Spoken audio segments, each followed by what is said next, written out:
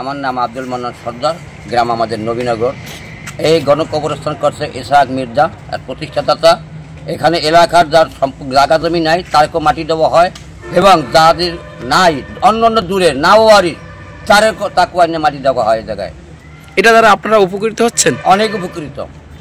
আমরা এলাকার কিছু লোক পরিবারের কাছে বইলে রাখছি যে আমরা মরলেও যেন এই জায়গায় মাটি দেওয়া হয়, আমাদের সম্পদ আছে, তারপরও এদের কাছে কইছি। আসসালামু আলাইকুম রহমতুল্লাহ। আমি মাওলানা সিরাজুল ইসলাম বলছিলাম। আমি নবীনগর সুন্দরদি বসবাস করি। এই জায়গায় আমার বাসিন্দা, আমি এই জায়গায় বসবাস করি। বিশেষ করে আমাদের অত্র এলাকায় এরকম একটি গণকবরস্থান হওয়াটা খুবই জরুরি ছিল। আর বিশেষ করে যাদের জায়গা নেই, জমি নেই, ওই সমস্ত লোকদের জন্য একটা মারা যাওয়ার পরে শেষ নিঃশ্বাসের জায়গা আমরা এখানে তাদেরকে দাফন করে থাকি। বিশেষ করে যিনি অবদান রেখেছেন, আমাদের এলাকার একটা গৌরব তুলেছেন, প্রতিষ্ঠাতা মোহাম্মদ ইসহাক মির্জা। তিনি এলাকার ভালো কাজ করেছেন, আমরা তার জন্য দোয়া করি।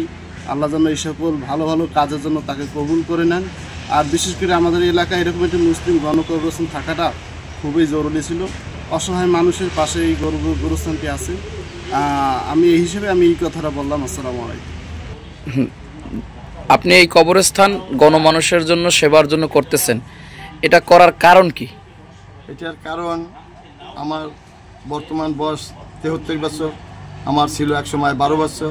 ওই 12 বছরের সময় আমাদের এলাকার একটি লোক মারা গেছিল। ওই সময় মাটি দেওয়ার কোনো জায়গা ছিল না, গলাতামাতি পানি ছিল, মানুষ মাটি দেওয়ার কোনো কারণে। তখন ওই মেন রাস্তাও আঠুমান পানি, ওই আঠুমান পানি, তার মধ্যে কেলা গাছ গাড়িয়া গেড়িয়া মানুষটা মারিয়ে দিছে। তখন আমি মনে মনে বলছি যে আল্লাহ, আমাকে যদি কোনো টাকা পয়সা দেয় তাহলে আমি একটা জমিন কিনিয়া উৎসাহ করিয়া থুম। ওই সময় আমি গোরস্থান চিনি না বা জানি না, উৎসাহ করিয়া বান্ধিয়া থুম। তখন ওই হন্তন আমার ন্যায়, কিন্তু ওই ন্যায় করতে করতে আমার সাধনা করতে করতে করতে করতে স্বপ্ন মরে পালন করতে পারি নাই। তখন আমার স্বপ্নটা পালন হয়েছে 50 বছর পরে। 50 বছর পরে আমি এই জমিনটা কিনি। এক জায়গায় কিনি নাই, আস্তে আস্তে কিনছি। 36% জায়গা কিনিয়া সেই জায়গায় একটা গণকবরস্থান করেছি। আল্লাহ আমার সেই আশা 50 বছর পরে সাধনা পূর্ণ করছে। আপনি পেশাগতভাবে কি করতেছেন? আমি আজকে 45 বছর ধরে হোটেল করি। এই হোটেল করিয়েই আমি যে আই বাই করেছি, এই সম্পূর্ণই আমি। এটা খাবারের হোটেল? এটা খাবার হোটেল, জি। এবং 2-4 জন লোক অনাহারি থাকলে কেউ চাইলে আমি তাদেরকেও খানা দিই। এবং আমি অনেক মানুষের 90 পরে ডাক্তার দেখাইছি, গরিব মানুষ ওষুধ কিনে দিতাম। এবং গরিব মানুষ মারা গেলে আমি গরু কাটিয়া ডাল চাল খরচা করতাম, 2000, 3000, 5000 এরকম লোক খাওয়াইতাম।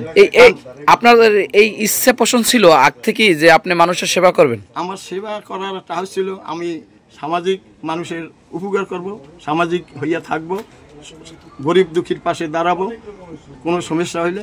এইটাই আমার একমাত্র আশা ছিল। ওই 12 বছরের দিকেই আমার এই স্বপ্ন। ভবিষ্যতে আপনার কি আশা রয়েছে? আপনার কোনো নির্বাচন করবেন এরকম কোনো কিছু না? আপনার নিজের দিক থেকে? আমি কোনো নির্বাচন আর করব না। আমি নির্বাচন করছিলাম, আমি একবার 96-তে মেম্বার ছিলাম। মেম্বার হওয়ার পরে আমি আসার পরে ওই সময় আমি সবার কাছে বলছিলাম যে শালীর দরবার, ওয়ারেস কর্মকার সার্টিফিকেট কোনো প্রকারের যদি আপনাকেও কোনো টাকা পয়সা আমাকে দেন, তাহলে এরকম একটা লোক থাকেন, তাহলে আমি তার অর্থ ফিরিয়ে দেবো আর 50,000 টাকা থেকে পুরস্কার দেবো। কিন্তু কেউ বলতে পারে নাই যে আমাদের থেকে একটা টাকা নিচ্ছে। এখন আপনার এই সেবার মান আরো কত দূর এগিয়ে নিতে চান?